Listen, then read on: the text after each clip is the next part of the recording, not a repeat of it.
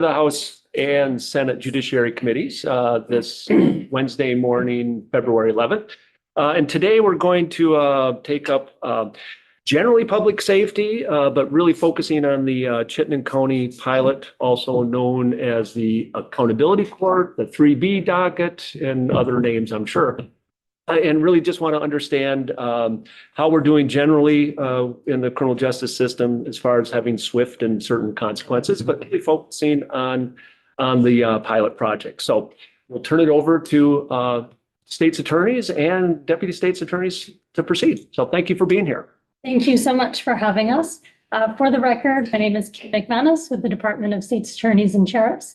I am joined today with Special Prosecutor Zach Waite, who's also a deputy State's Attorney from Washington County, and State's Attorney Sarah George from Chittenden County. We are going to provide just a deep dive in what has been going on in what we'll call, for having the same name today, the accountability docket in Chittenden County. I am going to run through a how did we get here in the fall, like sort of what was the pinch point that brought us here. Who were the folks involved in pulling this all together, going from idea to then handing it over to Zach to talk about implementation of the program, and then Sarah talking about the impact on her office and what was needed from her office. If that works for everyone. All right, wonderful. Some of the numbers you are going to see, once I get this working. Place, sorry. I've seen a lot of these numbers before. We don't see them yet, so hold on one moment. We'll see them soon. Technology. It's just a dramatic pause that we're going for.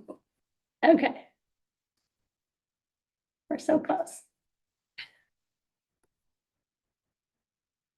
Oh, there we go. Very good. Okay. Incredible. All right. Not quite there yet on this page. We started again. We're really building up the tension. Yeah, this is very dramatic. There we go. All right. So again, all of the slides you're about to see have been presented to your committees at the beginning of the year. This is the snapshot data that our department pulls together. This poll was done the first week of December, analyzed during the end of December. So these are the numbers as of December 5th. You are well aware that we have had a backlog, a logjam in our court system of pending cases. We have made great strides in moving these cases, as you will see. There's been, since December 23 to December 25, a 14.5% decrease in pending dockets, but our numbers are still too high and straining our judicial system. Part of this strain, and these are just the criminal case numbers, so 19,000 cases currently.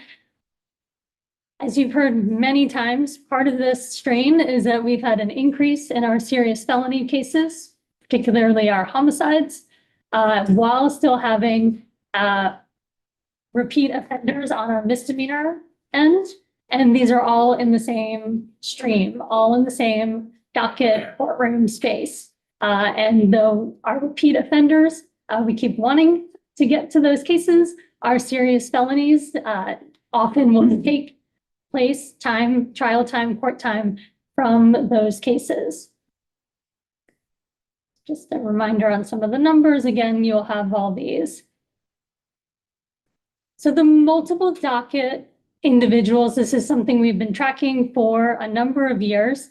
And what we have found is that folks with 3 or more pending dockets take up 43% of our caseload. Folks with 5 or more dockets take up 26% of our caseload.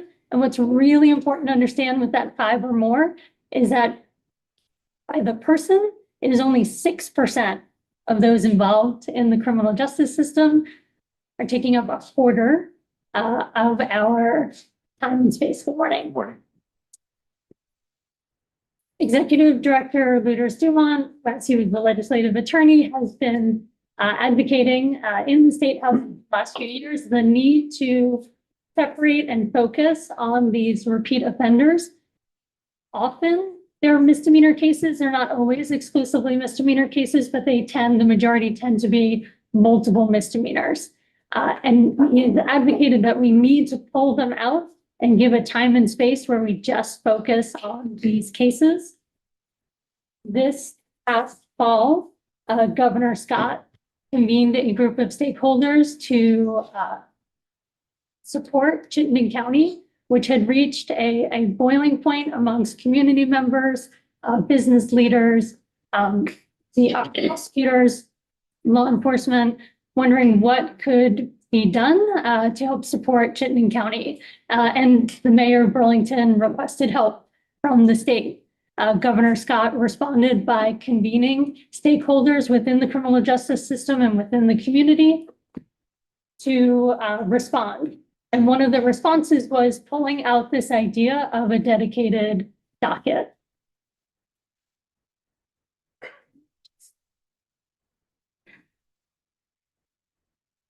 The governor's office coordinated with our state's attorney's office, with our executive director, and the idea came up that we could pull one of our deputy state's attorneys and assign that deputy state's attorney to be a special prosecutor for the governor's office.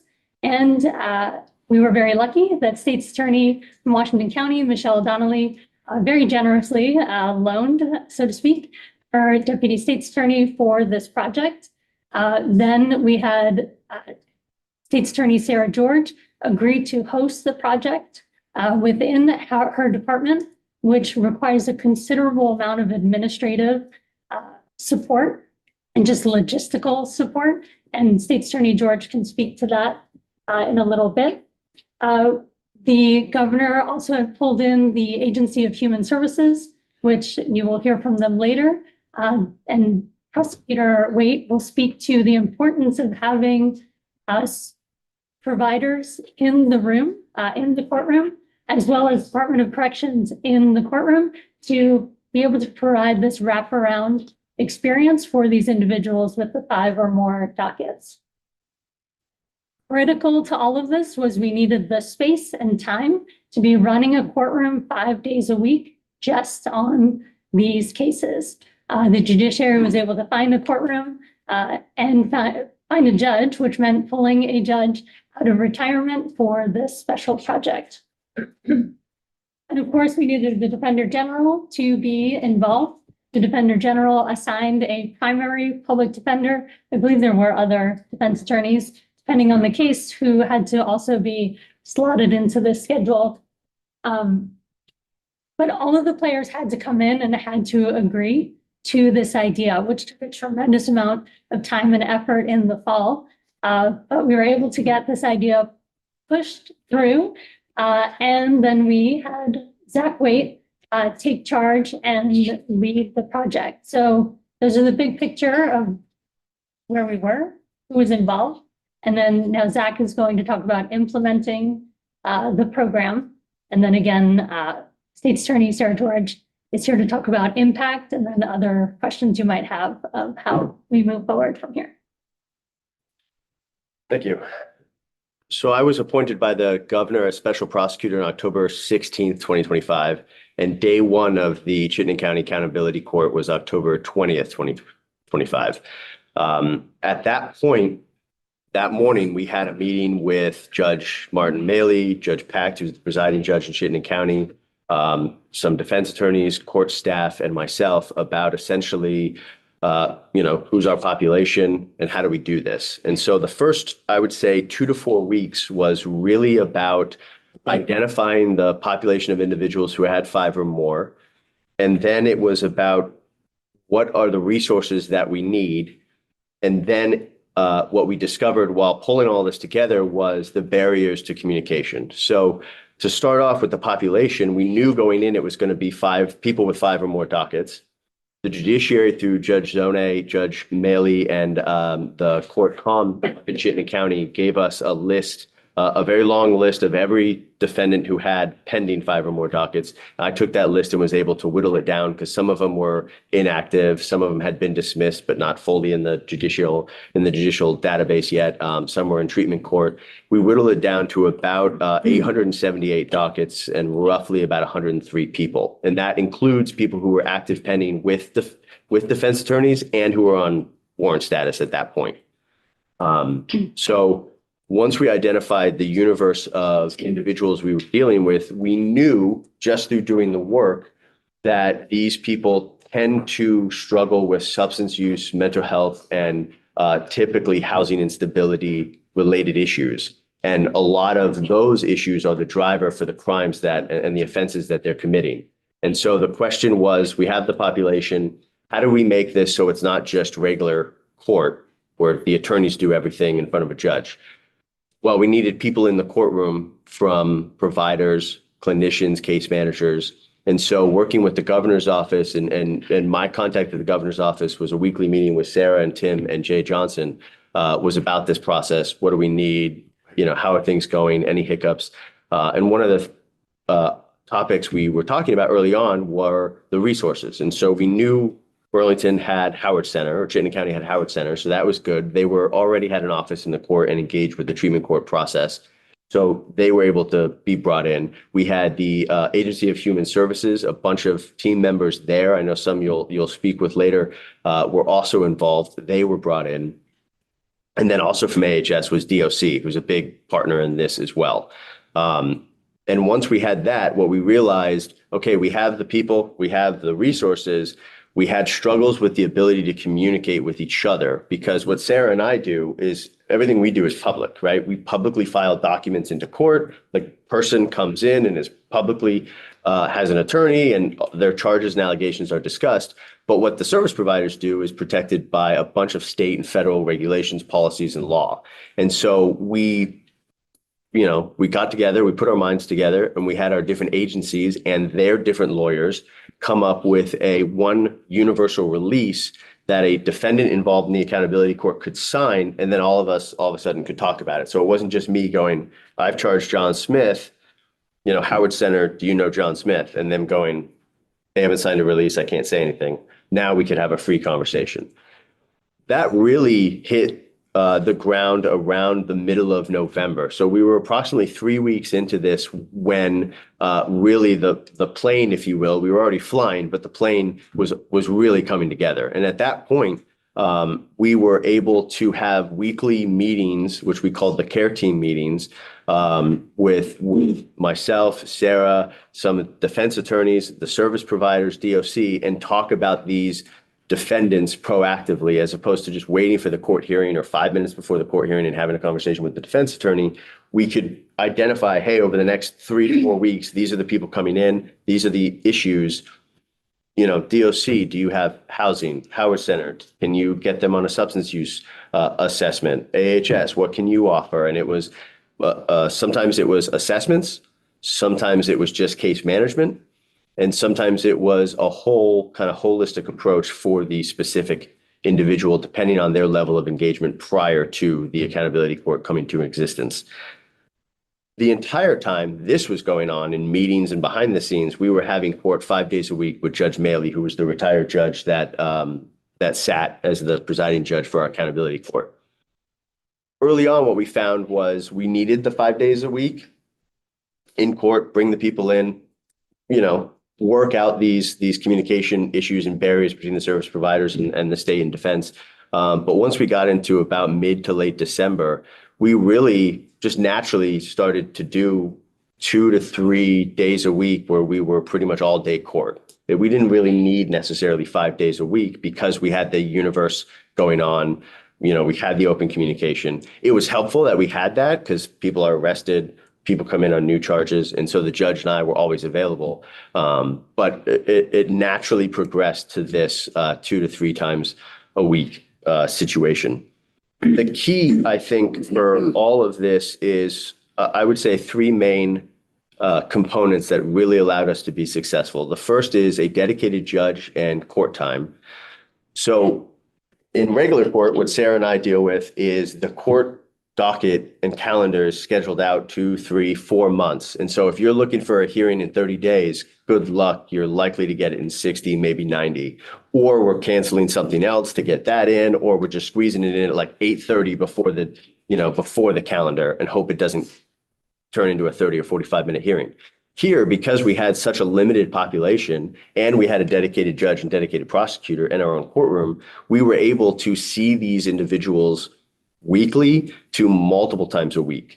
And that is, I believe, really key part of also accountability isn't just prosecuting them for the conduct they engaged in, but in a way forcing them to repeatedly come before a judge who was engaged in these conversations, knew the cases, knew the underlying issues, and wanted to see the person do well as well.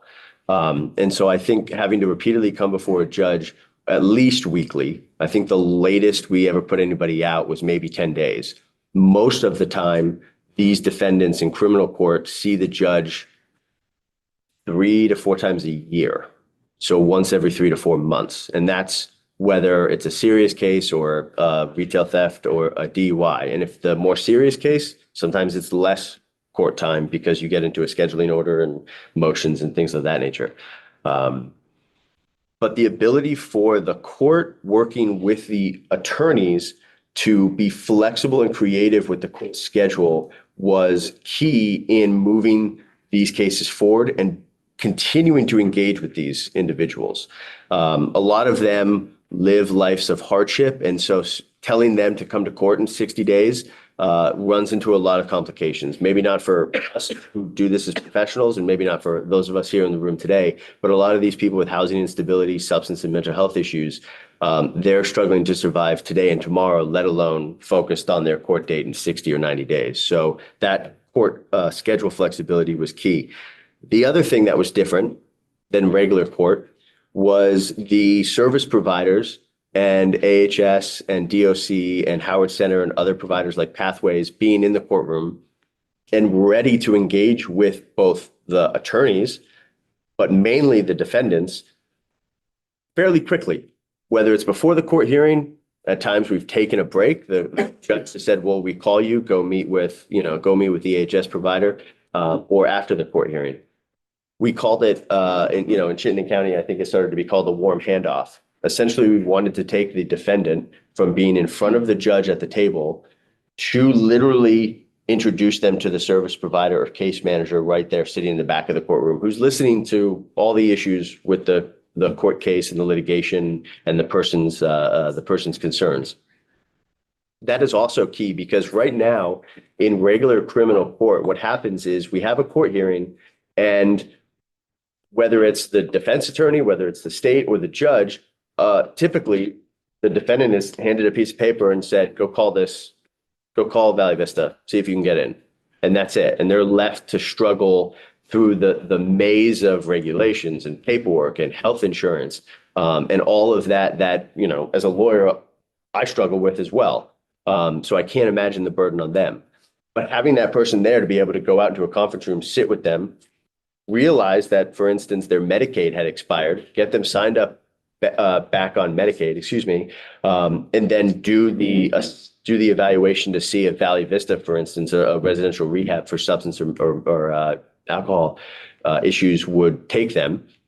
Doing that right then and there was key because the person engaged and there was no delay in the court case. A lot of times we say, we'll see in 30 days or 60 days.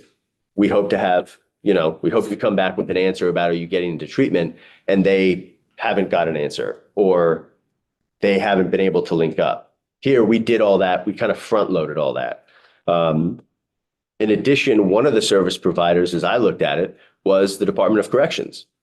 As Sarah knows, when we are dealing with resolving a criminal case, typically DOC is kind of out there in the periphery in terms of, well, this person's going to get sentenced to a DOC facility or supervision by DOC in the community, but they're not really involved in what does that mean for the defendant, the individual. What can that individual expect once their court case ends and they're now in the custody of DOC. So we brought DOC in as a partner to say, hey, we have this treatment plan. For instance, this defendant has been held for 2 months.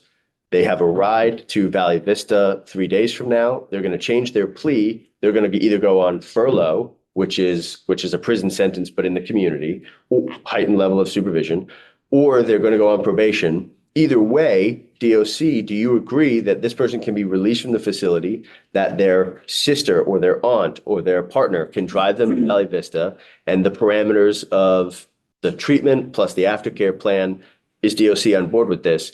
And DOC was right there along the way going, yeah, we agree. This is good. We want the person to engage in services. We want them to be rehabilitated. And that gave the defendant confidence, as opposed to just listening to their defense attorney saying, you're good, DOC's on board.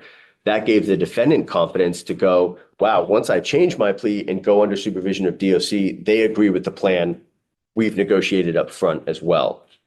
A lot of the times this doesn't happen in regular court. As prosecutors, we want the defendant to engage in services up front. We want them to engage, whether it's substance use, mental health treatment, counseling of some sort. Sometimes they do through help with their defense attorney, and the defense doesn't tell us. Sometimes they do with the help of their defense attorney, and the defense, rings our bell and goes, hey, they went to rehab. We don't need anything more than a conviction. But we have, as prosecutors, really limited to no power to get that person or influence to get that person to engage in treatment, because typically that's reserved for post-conviction, right? We sentence them to probation. We issue a condition of probation that is, you must engage in substance use treatment, and then DOC essentially takes over the supervision. Here we front-loaded all that. And I think that was key to resolving cases, to hopefully potentially keeping these individuals out of the criminal court system. And to be frank, to get these people the help that I think they needed and were struggling to get themselves. And we found that a lot of them wanted the help. And some of them throughout this process understood that would require them to, whether it's on cash bail or to be held without bail, would require them to sit for a few days to a few weeks while this plan was coming together. Another thing that DOC did as well is they front-loaded a lot of the treatment in the facilities for our population. And so people that were held on cash bail or held without bail in a correctional facility were also being assessed by DOC and their partner WellPath for mental health substance use. They were part of our release, so we could openly communicate and say, hey, they qualify for intensive inpatient rehab type of treatment, and then we could formulate, if acceptable to everybody, we could formulate a treatment plan for that individual, say, to be released to go to Valley Vista. Ultimately, that led to broad-based resolutions that were individualized per the individual. And so if we want to turn to the data here, we started on October 20th with about 878 dockets. And as you see in the total dockets at the bottom from 2-6 in bold there, we ended with 972 dockets. Again, these are people who are on arrest warrant status and active in the community and active in the facility, meaning they're active in court, but they're held in a correctional facility. That's total. We were able to resolve from October 20th, 2025 to February 6th, 2026, 702 of ultimately the 972 dockets that we had in our universe. And the next slide is the docket progression, just in a kind of an easier way to view how it went through this 4-month process. We reached a point in about maybe early to mid-January where the individuals who were coming into our court were literally just hitting their 5th docket. And that's because we were able to, as I talked about, front load a lot of this work with the service providers, have these conversations, resolve some of them that had been hanging around for a while, or individuals that had 12, 15, some of them had 27 dockets. We were able to deal with those people up front, resolve their cases, put them under sentence in a lot of cases. And so we hit the point where, and that's why I felt February 6th was a good time for me to go back to Washington County and pass this off to Sarah, because as we were having our weekly conversations, we were getting to a point where literally the person was picking up their 5th docket and coming to me, but Sarah and her team had done all the work. And so we were kind of like, well, it makes more sense now for Sarah and her team to continue with this in their weekly accountability at court process. But I think that shows that a lot of the backlog, if we're just looking at it's in numbers, was cleared and dealt with. For people, for the individuals we dealt with, that means we linked them with services, got them more ingrained in their community. Some of them are doing exceptionally well, and have progressed substantially to the point where they are rock stars in their treatment facility, whether it's the 3.1 beds or in the out-of-state facilities that we utilized in New Hampshire. Because again, a lot of these people wanted to engage in treatment and support. There were some individuals that I think going in, we thought of these are going to be retail thefts, maybe DLSs, negligent operations, kind of what we would classify as low level, still an impact, still has a victim, still a bothersome and worrisome to the community, but low level compared to what Sarah was dealing with, which were murders. We had a lot of people with that. We also had a lot of people who had domestic assaults, aggravated assaults and robberies.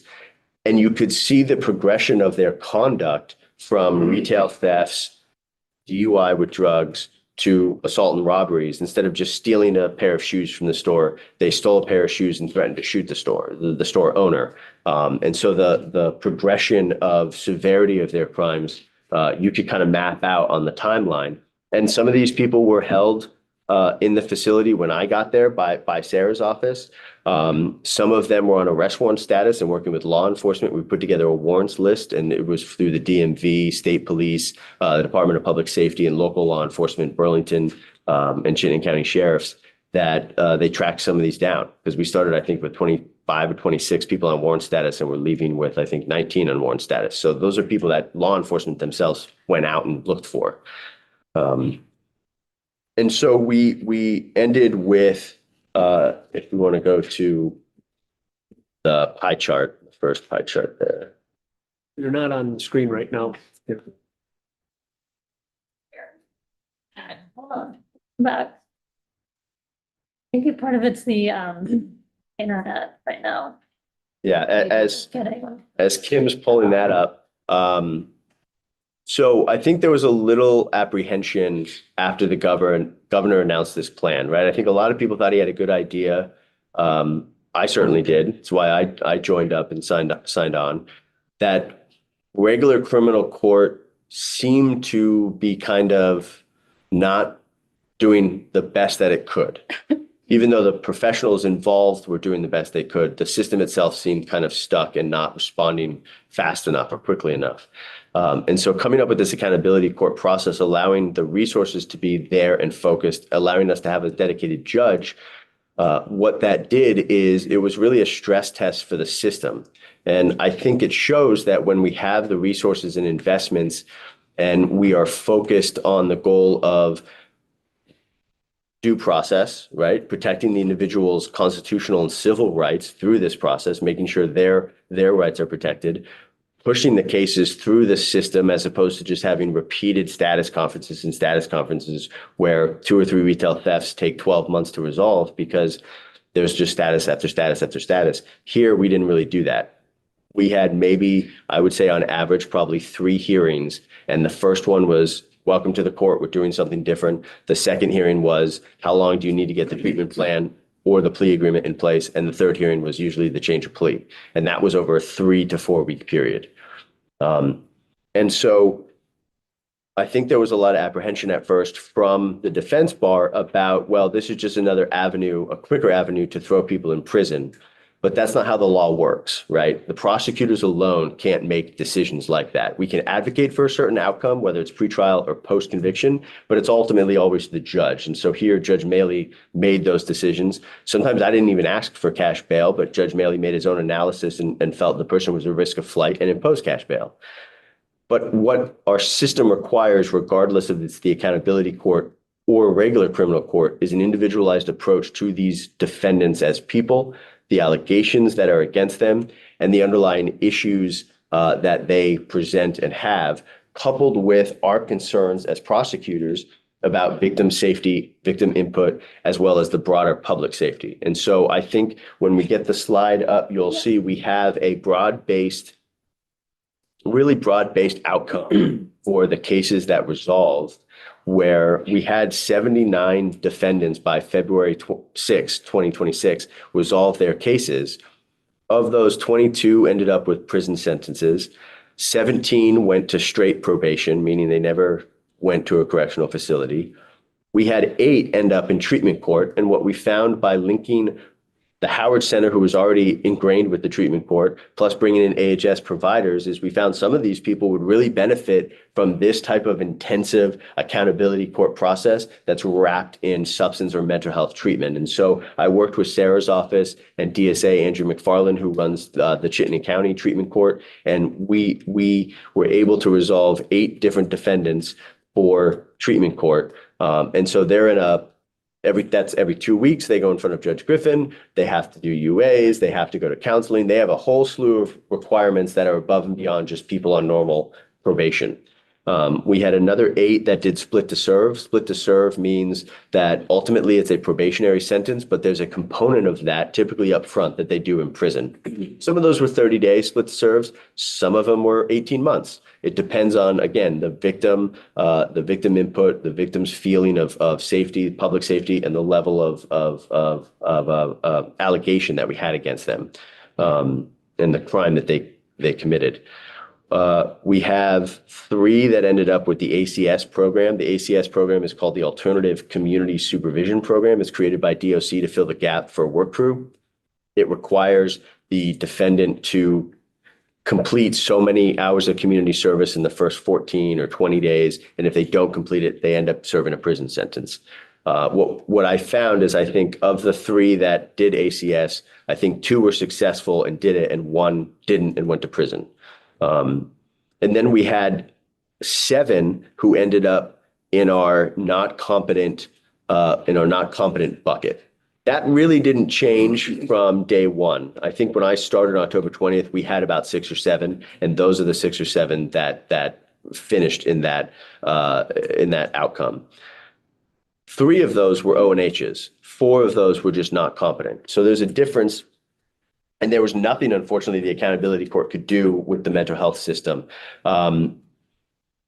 That is one area that we could not address or change any outcomes, even if we could bring them and link them up with a service provider related to mental health. Once a defendant is found not competent, there's really nothing for criminal prosecutors to do. We unfortunately are required to continue with the case. DMH becomes involved a little bit, and then you have the defendant has a defense attorney, but they get assigned legal aid attorney and a guardian ad litem.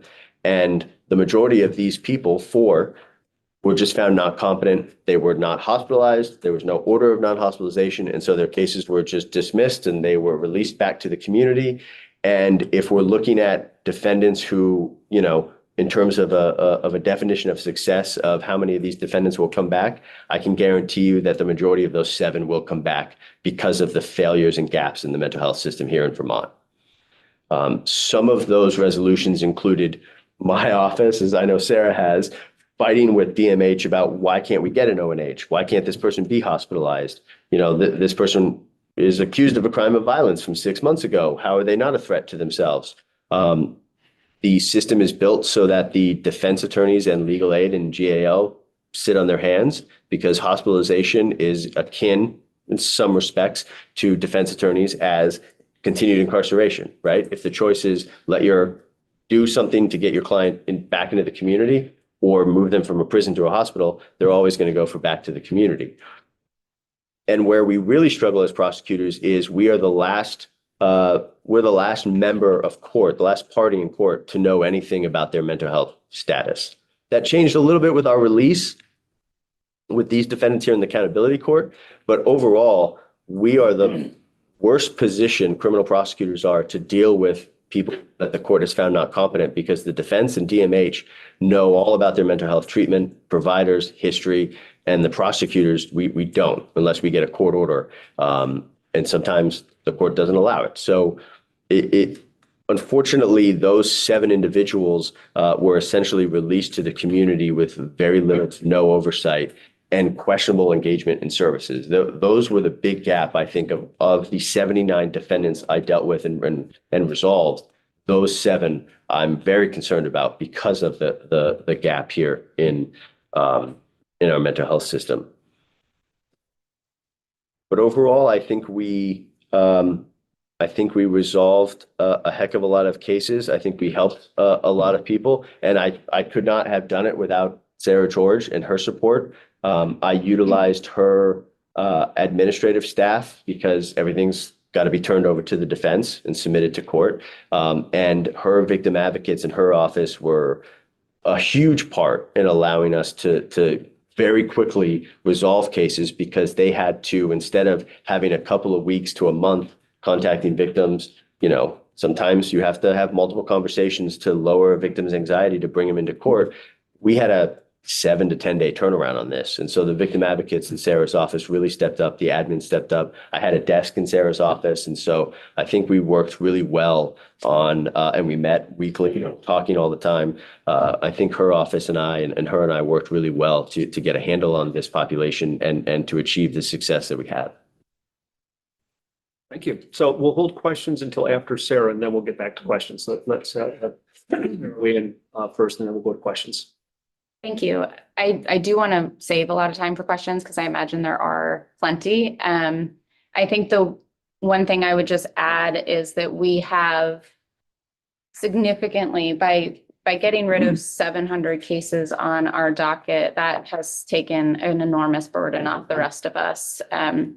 So not only while it was happening was Zach's work able to take burden off from our deputies in the moment so that we could focus on the many homicide trials we had this past year, our attempted murders, our violent felonies. We really were able to focus on those in a way that we've focused on them previously, but it has been at the expense of all of these other cases. So we were able to really focus on it in a way that was super powerful for us. And going forward, we have less cases, right? So our goal obviously is to keep our caseloads down. Coming into this, I think the deputies in my office that do the criminal docket had over 400 cases, myself included, had 300 plus cases, and getting rid of 700 of those our caseloads are the lowest they've been since I've been a prosecutor, probably in 15 years. So that part of it is obviously a huge benefit for us.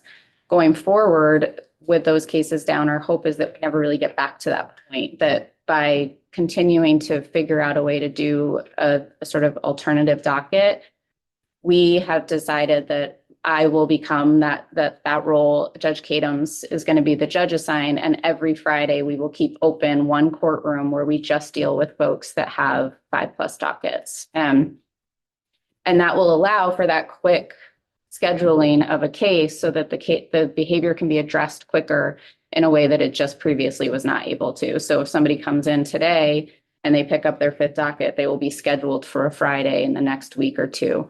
They will never be scheduled more than 2 weeks out, which, like Zach said, previously it was months before they're coming back to court. And in that time, they're picking up 3 or 4 new retail thefts or whatever the behavior is. So I do think that we will be able to keep those cases from really getting to the point that they were by now having room in our court, room in our docket to prioritize them in a way that we didn't before, because we have not just cleared these 700 dockets, but we have cleared a significant percentage of our pending homicides and attempted homicide cases. I will highlight the admin and victim advocate aspect of this really cannot be understated. It was an enormous burden for our admins, our advocates, to have to turn around the same work that they typically do in 3 months between a case in 2 days, 3 days, or a week. And even the dismissal of some of the cases, people have been on arrest warrant status, and for several years, Zach dismissed those cases. That was just work we didn't have time to do. So even if we could have, there was 2 people that I've been meaning to do it for a long time because they've been missing for a long time. I'm not even sure they're still alive. And one of them I know is incarcerated out of state. I just didn't have the time to do it. So I think that having that additional person here to prioritize it was just instrumental in that success. And I do think that going forward, having any courthouse that can, and I know Chittenden County is lucky, obviously, in that we do have multiple courtrooms and we have multiple judges, which not every county has. Most counties, I think, don't have. But because we are able to have that time set aside, and it was important to us that it be the same day, so that if somebody does forget their court date, we can at least tell them Friday. Come into the courthouse on a Friday and we will prioritize your cases. Because some folks don't even have a phone to keep track of these days. And to have the service providers in the courthouse, again, cannot be understated. The amount of people that get lost between the courtroom and the service that they need is most of the people that we're talking about. So having a warm handoff in the courtroom, connecting people directly with the services, and really having those service providers in the moment cut down the barriers that so many people face once they leave the courthouse was something that every courthouse should have, and I think really instrumental to the success. Questions? I think I saw Senator Zahowski and then Representative Personal and then Representative Richardson. Thank you. I do have some questions. One of the things that you mentioned was sort of the gaps in the mental health system. And I'm wondering if you could identify what would be helpful to change within that system to better support the people who are falling through those routines. Yeah. Go ahead. Yeah, I think that there are different classes of people that need mental health support that we deal with as prosecutors, right? You have those that are charged with incredibly serious violent crimes like attempted murder, aggravated assault with a weapon, or murder that are not competent. I think a forensic facility where those people can be placed and access services with, frankly, a competency restoration process would be very helpful. For the people I was dealing with, which were by and large retail thefts, unlawful trespass, but found not competent, we need, certainly as a prosecutor, I need better clarity from the State Department of Health, of mental health, in terms of what is available for an ONH versus a order of hospitalization. And just getting someone released, for instance, from prison to the community on an order of non-hospitalization to engage in services. These are people who struggle to abide by notice against trespasses. They struggle to abide by court order conditions of release. I'm not sure just having a court issue an order of non-hospitalization that says continue with your treatment is going to do anything, especially because, again, state prosecutors, we're the last to know if he or she violates. And even though we're the ones required with kind of litigating that aspect of it, once it's in place and ordered by the court, the order of non-hospitalization, that is, then DMH oversees it and determines whether they're going to discharge early, extend it, and there's really no role for us. And I think for some of the folks that I know didn't end up on ONHs, and something we see all the time is folks who are found not competent, often due to a major mental illness, but aren't interested in engaging in services. Department of Mental Health won't make them do an order of non-hospitalization. And so they'll just say, they don't want treatment, we're not going to do an ONH.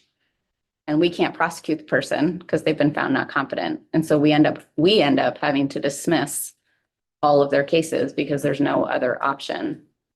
And the message that often sends to those folks is, well, we'll just keep doing that. And at least one of the people has already started. I think he's close to 5 dockets again. Because, I mean, one, he is mentally ill. He has a major mental illness, but there is also, I know, given things he has said, he knows that nothing's going to happen. Luckily, his cases are not violent. You know, they are mostly trespasses, but it is a major gap. Of course, individuals who are struggling with mental health often don't want to engage in services, don't know how to really accurately or properly engage in services. And so we are stuck in a position to have to dismiss cases with very upset, angry victims. And it is not there is nothing we can do about it. I will just take this opportunity to say, when I first started as a deputy state's attorney, the moment that somebody was found not competent, the Attorney General's office stepped in and the AAG for DMH took over the case. And they have a direct line of contact to the mental health world to all of the service providers. And I would come in for court and someone would be found not competent, and Kristen Chandler, AAG Chandler, was standing there and was like, I've got this, and took over the entire case. And that to me makes sense because they represent the Department of Mental Health. They have better access to all the records. Right now, the DMH won't even give us the records. We have to subpoena them. And it's a barrier that I think historically was not there. And it made a lot more sense as an office to have DMH or the AAGs take over a case once we were no longer able to prosecute. Just a broader perspective, what are the service gaps? I mean, I hear you were connecting a lot of people to services, which we know is really important, but I imagine there were some services that would have really benefited people that simply don't exist or had long waiting lists so I'm wondering, I mean, this is a very specific service gap, but I'm wondering sort of on the broader picture. Yeah, broader, I think housing. That was the number one focus in terms of a defense attorney talking to me or our care team about, yes, they might have substance use or co-occurring mental health issue, but they're living in a tent in Burlington and it's 10 degrees. Is there if we change their plea and get them under DOC sentence, is there a DOC supported housing? And, there was, but there's not 150 beds, right? There were, I think at one point we were dealing with 4 beds and we were juggling 6 to 7 people of who would get those beds. And so I think housing for a lot of this population is key. And that's in Burlington and that's in Barry, where I'm mainly with Washington County. I think it's true in probably St. John's, Barry, and Rutland is we can set them up and provide resources, and we can have Howard Center, we can have Washington County Mental Health, we can have these support people ready to engage with them, and they are likewise in turn the defendants engaging as well, but they are still struggling with housing instability. And I think the data nationally just shows it is exponentially more likely they're either going to reoffend or relapse. And so I think housing was the biggest hurdle. I have other questions, but I want to Okay. get a chance. Representative Arsenal and then Representative Richardson. Thanks so much for this report. It's interesting hearing what you just described in the process and the people involved. To me, sounds like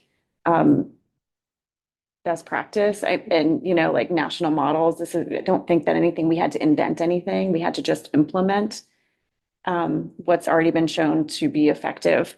But I'm interested, so I'm really glad we did that, and I hope we can continue to do that. And I thank you all for your part in it.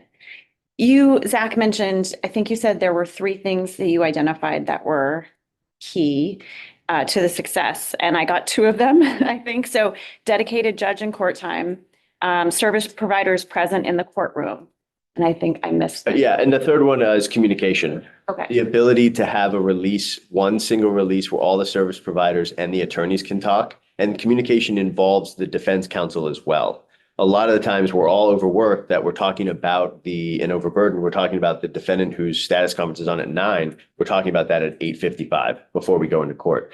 This process allowed us to all sit around a table like this in a conference room weekly and have a long-ranging, week-long discussion or longer about the defense attorney's client. And it wasn't adversarial, right? It wasn't me as the prosecutor going, I'm going to put your client in jail, and the defense going, well, you don't have any evidence like we do in court sometimes. It was more of, okay, the allegations are over here. We all recognize the underlying issues. How do we put a plan together so this person, frankly, doesn't come back?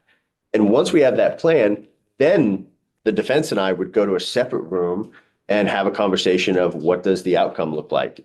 From a public safety standpoint, I think this person needs to be on furlough as opposed to probation, or I'm only going to do 2 serve. So talk to your client first before we go down the treatment plan. But I think upfront communication, especially with that standard release that allowed all the service providers to talk, I think was the third key. Can I ask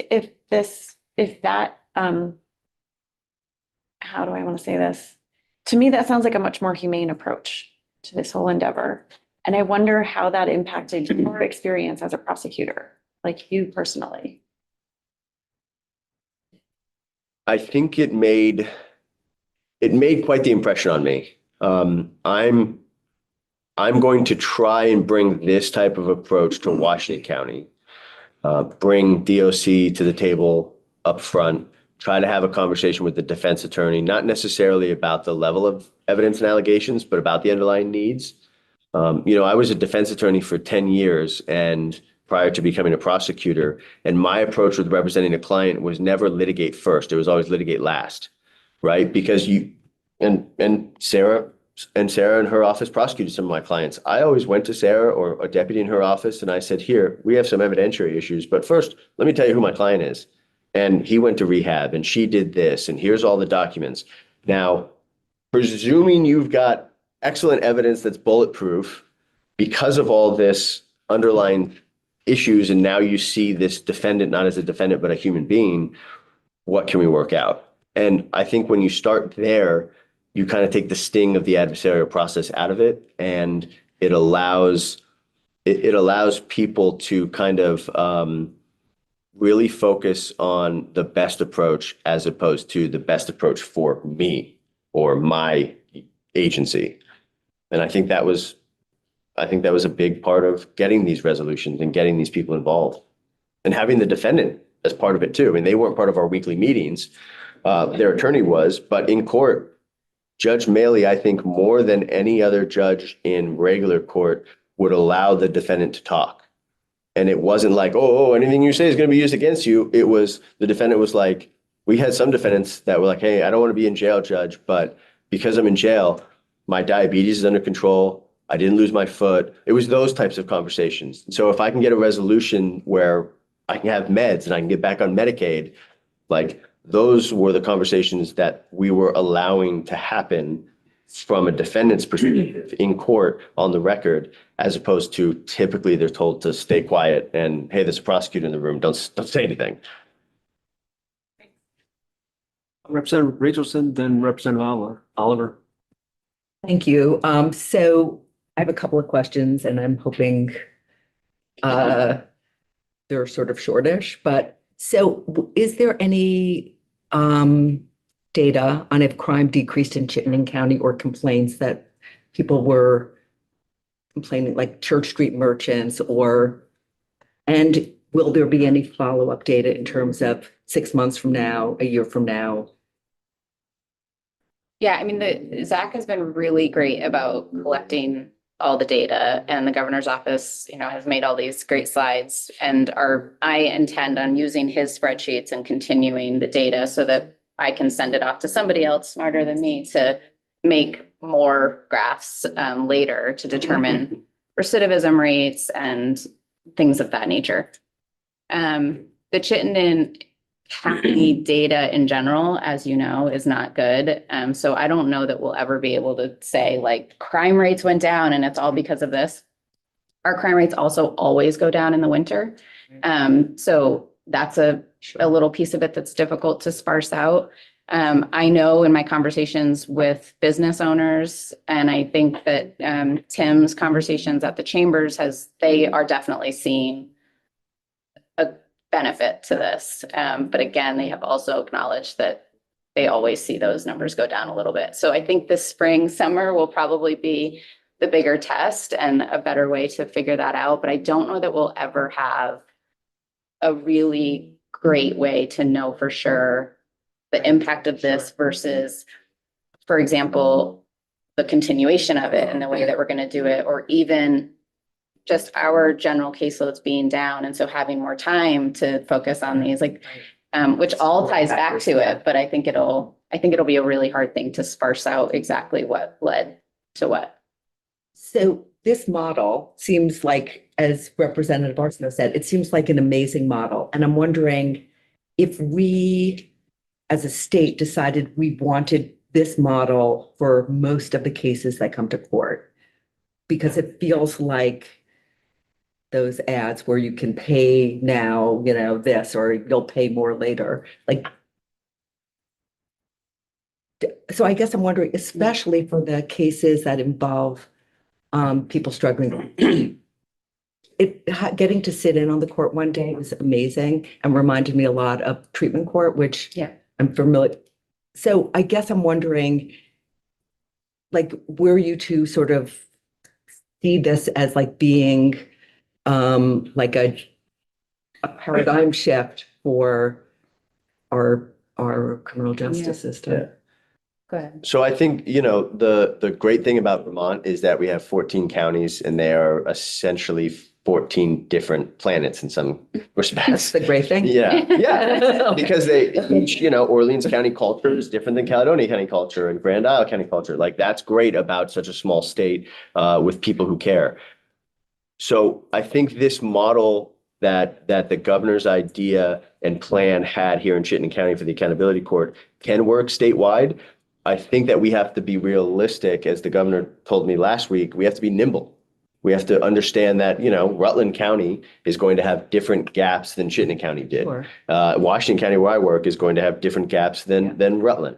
But I think overall, with the flexibility in the court schedule, the dedicated service providers, and the ability to have open and honest communication upfront about these issues, I think that can be imposed in each county, and then it's for them in those counties, Rutland, Washington, Wyndham, to use their existing culture and services to really take it off. But I think if we just say, well, we did it this way in Chittenden, these are the 12 steps, so Rutland, Washington County, you have to do it, I don't think that's going to work. But I think if we have this framework now of flexible court schedule, service providers engage in the service up front, including DOC up front, and open and honest communication with a release, and that's the expectation going in, then I think the counties could build around that.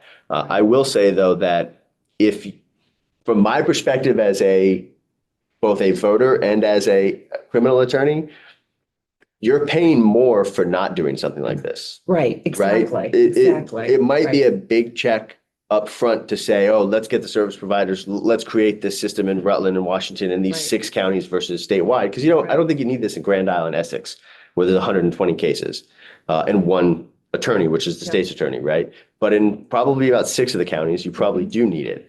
Right. Right now, what Sarah and I and law enforcement and the mental health system deal with, it's a surge of crisis and then that's resolved. Surge of crisis and then that's resolved. Surge of crisis and then that's resolved. Whereas we're trying to get ahead of that and tamp that down. And so that costs more up front, but actually saves more in the back end.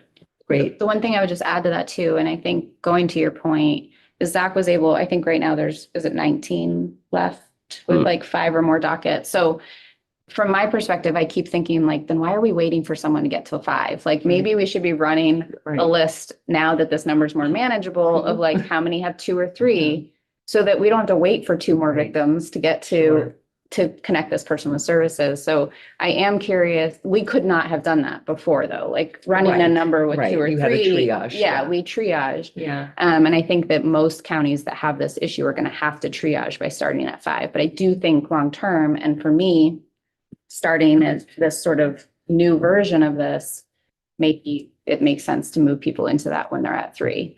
And a big hurdle, but what I think is also a component of success is transport deputies. The fact that Sheriff Gamlin in Chittenden County had the staff, personnel, people power, and the ability to bring held defendants to court daily is not something we have in Washington County. Right. And I don't think it exists in most counties. Washington County is an institution desert, right? We don't have a prison. And so in Chittenden, the sheriff could go 15 minutes to CRCF, grab the female defendant, and go maybe 40 minutes, maybe a 50-minute turnaround at Swanton. In Washington County, for instance, we struggle because the 2 sheriffs have to drive basically almost 2 to 3 hours round trip to St. J to pick up 1 person. Right. And so every county is a little different, but I think we really benefited from our judge going, issue a transport order, bring this person in so that they're involved in their case as well. And I have one last very specific question about the people who are found not competent. Because we in our committee have been hearing from providers who are very frustrated as well. So one of the things that we talked about, like one is like, should there be some change about AGs taking the case? I hadn't heard that before, but what if a provider is required to report if if it's a court order and people are not complying. Like I know when people for part of their sentence came to Lund, if they left, we were required to let people know that they weren't engaged in treatment. So I'm wondering about that. Or we heard about people who are like, you're just not going to get evaluated. Nothing's happening. But it seems like if we dealt with, if you refuse to get evaluated, then we're going to assume you're, for lack of other reasons, you're competent, like, so that we end some of those weird places that people just go Yeah. into the ether.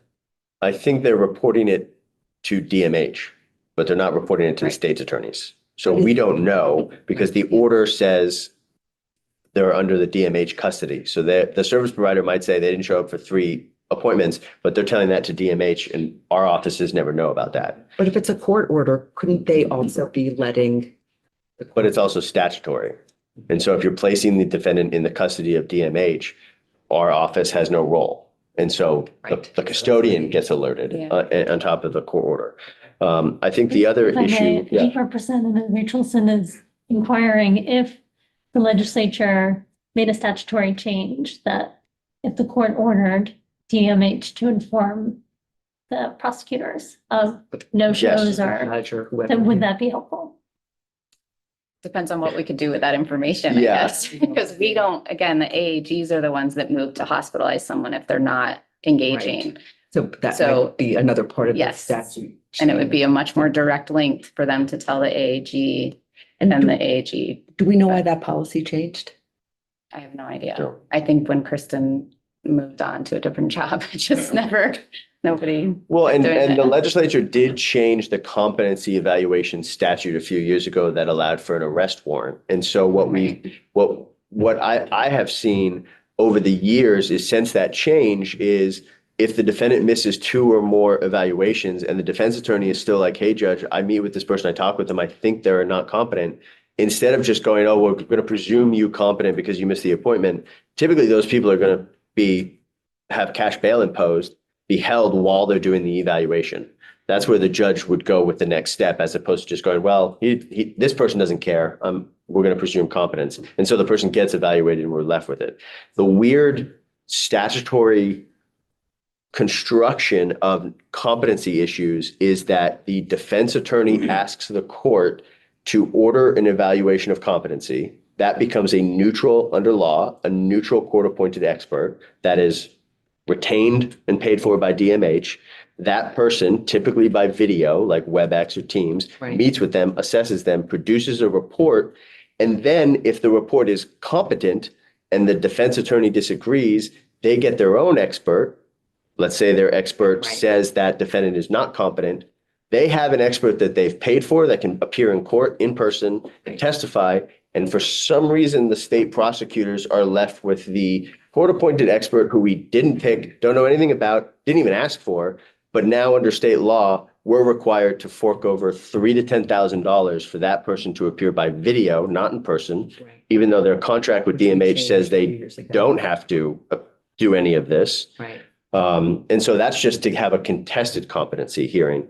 Once you get into hospitalization, not me, but at Sarah's level, at the SA level, you have to make a decision of, am I going to spend $3,000 to $10,000 or more to hire a psychiatrist to assess this person, to argue they should be in the hospital when our budget at the EDO is limited for that. And that really needs to be focused on people who commit murder and attempted murder versus somebody who has 17 unlawful trespasses. And so it boils down to the statutory structure kind of puts handcuffs on the prosecutors. And then on top of that, we have to make budgetary decisions where we're like, we're not going to pursue this. So that we can pursue hospitalization for an attempted murderer. Right. But of course, them coming back to court 5 times is Yeah. probably going to cost you $3,000 to $10,000 anyway. Yeah. Right. But not Yeah. in cash that you're handing over. Right. Right. Representative Oliver, I think you're going to have the last questions because. Yeah, I'm just gonna say, you answered my question already just a moment ago. And I was gonna ask going forward about staffing when you switch up the judge situation. But I see that folks are probably more prepared to answer that. Walk in. Yeah, and also just real quick, on Friday, we're gonna have DSAS and the Department of State's attorneys in to talk about their budget, and we'll also talk about kind of the going forward, what kind of staffing and such they're gonna need to try to implement this. So this will be a continuing conversation, which we'll take up with the Department of State's attorneys on Friday afternoon. But we'll just take a short break. We'll be back at 20 after, and we'll start with Judge Zone at that point.